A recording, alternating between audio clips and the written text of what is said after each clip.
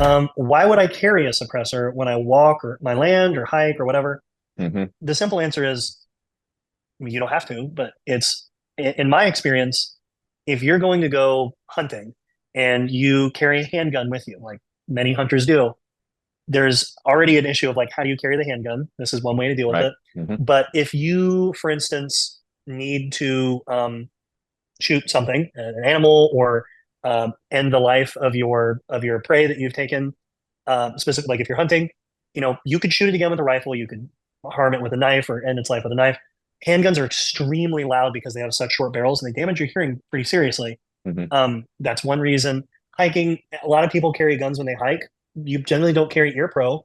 If you're already open carrying on a hike, why not put a suppressor on it? Right. If you're walking your land and you're worried about coyotes or stray dogs or whatever, you're probably not wearing ear protection, jumping in and out of your truck in the morning, going Hmm. to feed the cows or whatever. Why not put a suppressor on it? Yeah, I And think you have a that's kind light. of the main point. Like, if you're going to open carry already, you just give yourself that little bit of flexibility to protect your hearing and honestly to make it easier to shoot. Yeah, faster follow-up shots, Hmm. less central nervous system, not damage, but like effect. And you have a light built in, right?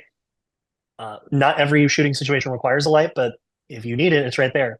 Also, night vision specifically, we carry a number of light options for night vision that have infrared lasers and infrared lights.